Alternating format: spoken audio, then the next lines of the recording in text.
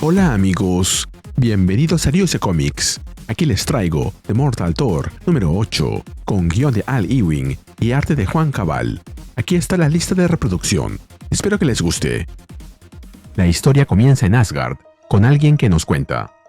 En Asgard, el tiempo también había pasado. La gran herida de la muerte del Allfather, el padre de todos, si no había sanado, al menos se había cerrado. El Golden Realm, el Reino Dorado, ahora sabía que su gran noche pasaría y el sol volvería a salir. Pero esta no es una historia del Reino Dorado. Esta es la historia de una flecha.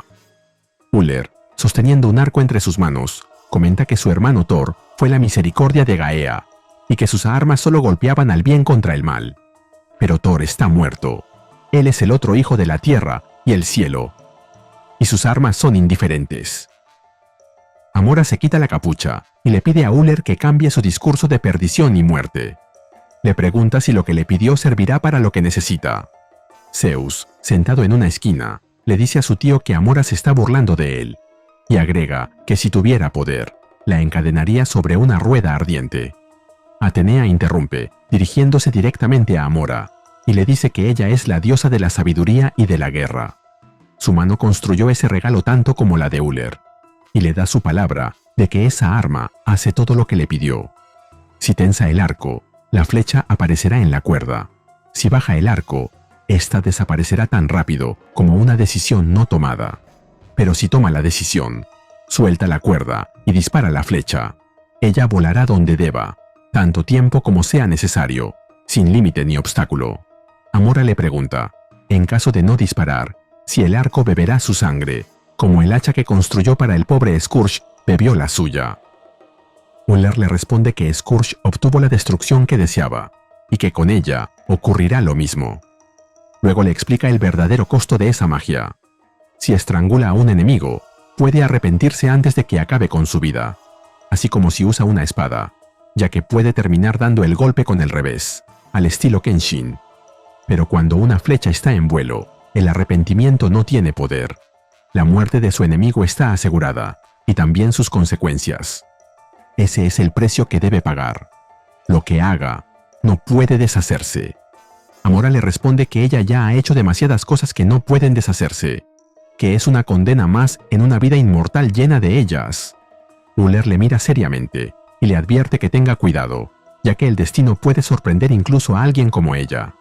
Amora se alista para marcharse y le responde. Amora sale de la cabaña, donde estaba con los demás, y tensa el arco hacia el cielo nocturno, preguntándose. ¿Cómo decía el poema de los mortales? Ah, sí, disparé una flecha al aire. Pero la frase se queda inconclusa cuando suelta la flecha. La misma voz del inicio nos cuenta. Y así, la flecha voló. Mientras tanto, en el lejano Jotunheim, Magni contempla un paisaje de hielo inmenso y le dice a Jarva que su reino es muy hermoso. Blackjack, en cambio, se queja de que se le congelan las orejas en ese basurero y no entiende cómo Magni puede estar tan tranquilo en medio del frío. Magni le responde que esa es una de las ventajas de ser el dios de la fuerza y le reprocha que el clima no justifica la rudeza de sus palabras. Jarva responde que no le ofende el comentario. Muchos han dicho cosas peores de Jotunheim. Thor mismo, por ejemplo. Desde sus días más jóvenes, solo los veía como enemigos a conquistar o controlar, así que duda que hubiese acudido a ayudarlos en la hora de su perdición. Magni se detiene al oír esa palabra. La misma voz del inicio nos cuenta. Y, muy por encima de los cielos dorados de Asgard, la flecha voló. Poco después, frente al trono de su reino, Jarva comenta que Loki fue un mal líder, pero incluso una figura simbólica, gobernando Jotunheim, era mejor que un vacío de poder. Las cosas han sido caóticas desde su abdicación. Agrega que si el mago Skrimir hubiera esperado solo un día antes de su fallido ataque a Asgard, ahora estaría en el trono. En cambio, el trono está vacío, quizá por mucho tiempo. La cabeza de Skrimir está volviendo a crecer, después de que Thor la destruyera. Pronto vivirá otra vez, y se hará con el trono. Y eso fortalecerá su poder, porque un rey mago es mucho más que un simple mago. Magni señala que, de ser así, comenzarán otra vez las guerras sin sentido. y solo un tonto quiere eso. Le pregunta a Jarva si es por eso que lo invitó, para romperle la cabeza a Skrimir una vez más. Pero ella le contesta que no es la fuerza de su brazo lo que los ha inspirado para llamarlo, sino la fuerza de su corazón. Blackjack interviene, preguntando si lo que quiere es que Magni ocupe el trono, porque mientras él sea su representante, eso nunca va a pasar, ni en Asgard, ni en ese congelador. La misma voz del inicio nos cuenta: y a través de los frondosos bosques de Vanaheim, la flecha voló. Magni le pide a Jarva que disculpe la brusquedad de su amigo, ya que viene de una estrella lejana, donde los conejos hablan como quieren. Pero, a pesar de eso, dice la verdad. Además, cree que Jarva reúne el poder y la sabiduría necesaria, por lo que quiere saber por qué no toma ella el trono. Jarva contesta que el trono que ella necesita no es ese, ni ella es a quien el trono requiere. Añade que ellos, los guardianes de la sabiduría de Jotunheim, han deliberado mucho sobre quién es el mejor para su reino helado, y han tomado una decisión. Blackjack pregunta entonces por qué la silla sigue vacía, y Magni responde que cree saber la respuesta y la razón de su participación en los problemas de los gigantes de hielo. El gobernante en espera de ese reino es prisionero en otro. Jarva le dice a Magni que eso demuestra su sabiduría, y añade que la misión, si la aceptan, es ir a un lugar donde ningún Jotun podría siquiera pisar el suelo, el enemigo con quien mantienen enemistad, incluso por encima de Asgard. La misma voz del inicio nos cuenta: y a través de las brillantes torres de Alfheim, la flecha voló. Jarva se refiere a Muspelheim, el reino de fuego y llamas. Luego vemos a Magni llegando a Muspelheim, conduciendo su carro tirado por Toothgrinder y Toothgnasher, los dos machos cabríos. Blackjack se queja porque su cola se quema con tanto fuego. Si no fuera por su escudo térmico, ahora sería conejo asado. Además, las balas se vuelven plomo fundido antes de impactar, y solo puede disparar una vez con el blaster láser antes de que se enfríe. Magni le responde que debe lograr que cada disparo dé en el blanco. La misma voz del inicio nos cuenta: y a través de las forjas ardientes de Nidavellir, la flecha voló. Magni le dice a Blackjack que él se encargará del resto, y que tiene un plan para enfrentar a los Flame Beasts, las bestias de fuego.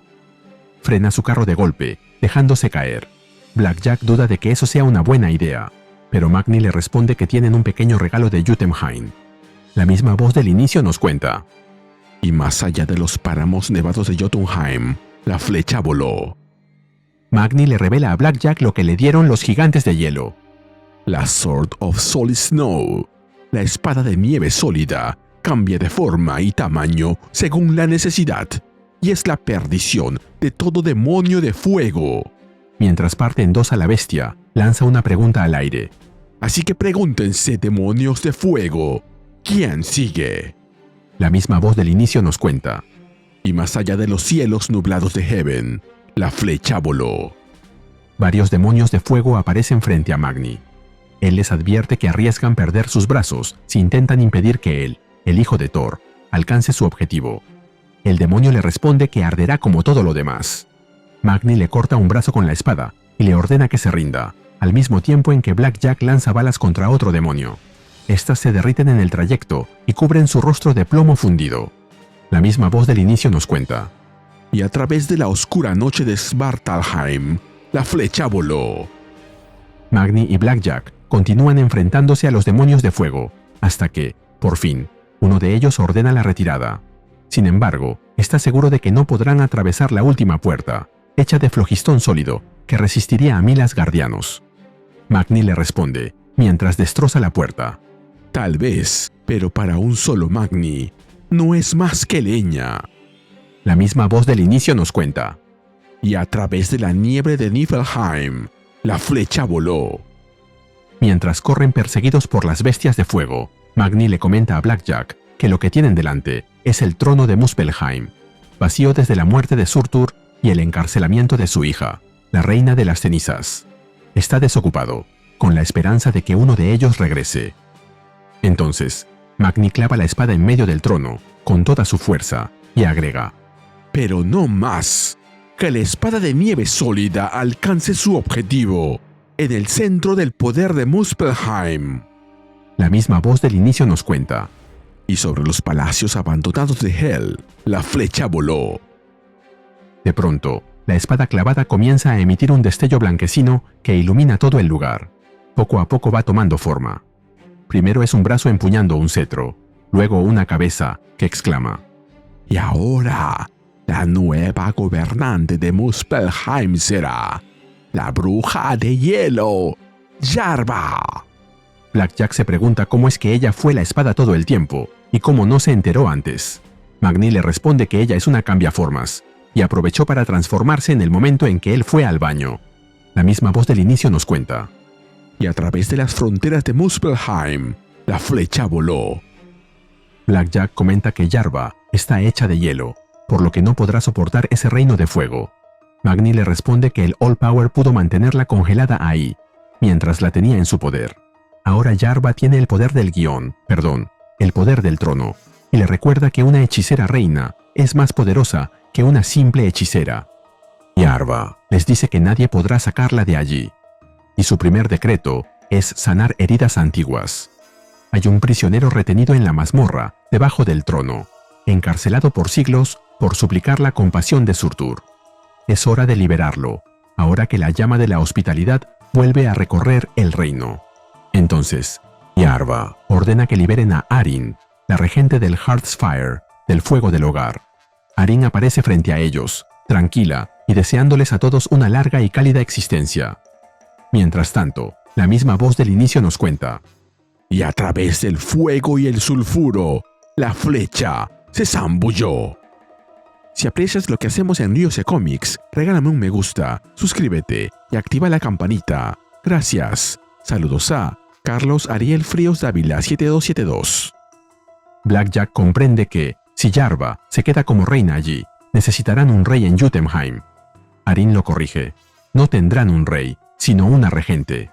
Yarva anuncia que de esa manera, un fuego cálido arderá entre los hielos más profundos, y la gélida razón prevalecerá en medio de las llamas. Agrega que su reino aceptó el trato, y le pregunta a los demonios de Muspelheim si ellos también están de acuerdo.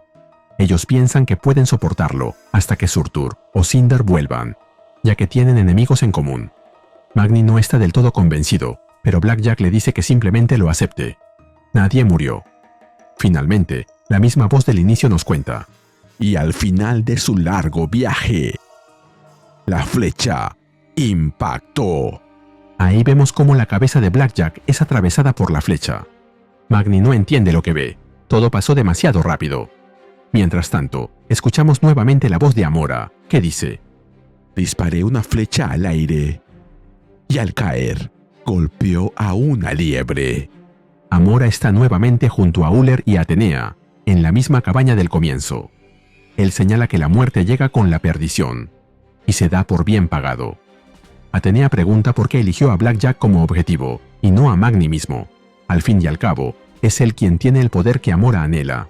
Amora le responde que era el conejo espacial quien interfería con el glorioso destino de Magni, y lo convencía de eludir su llegada al trono. Y ella, simplemente, no podía permitir eso más.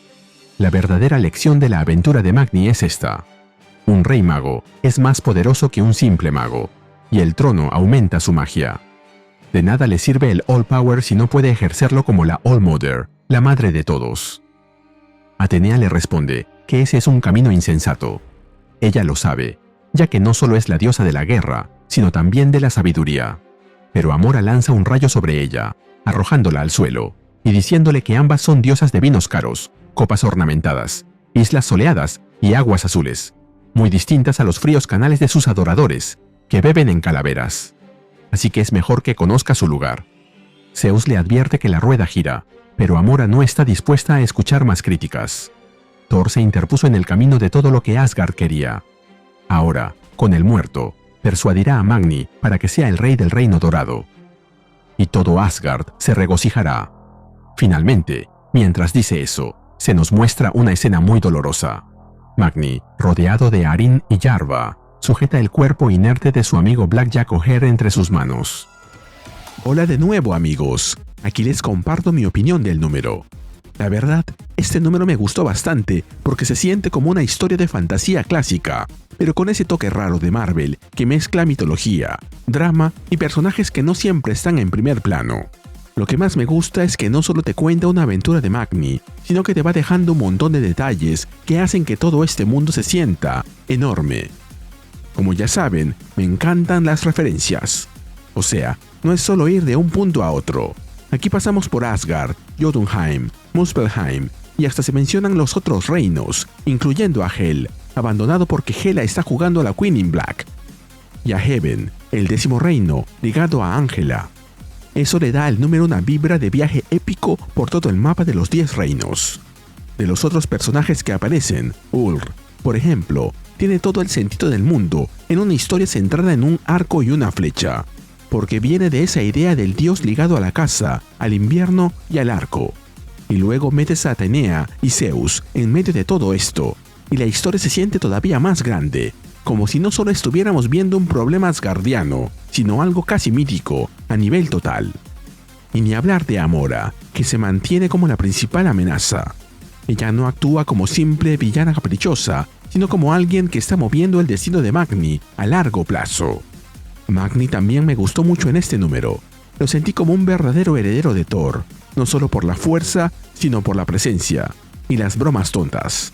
El contraste con Blackjack, otrora guardián de la galaxia, hace que la historia tenga corazón. Además, detalles como la espada de nieve sólida, Yarva como bruja de hielo, Arin con toda esa vibra de fuego del hogar al estilo de la diosa Hestia, y ese pacto entre fuego y hielo hacen que el número tenga mucho dinamismo. Porque sí, la flecha mata a Blackjack, pero la verdadera pregunta es si ese disparo en realidad fue el inicio del ascenso de Magni a algo mucho más colosal y mucho más peligroso. Ya lo veremos cuando Thor deje de jugar a ser Sigurd. Y así llegamos al final de este video. ¿Qué te pareció este número? Dímelo en los comentarios y mandaré saludos en el siguiente video de Ryuse Comics. Nos vemos allí.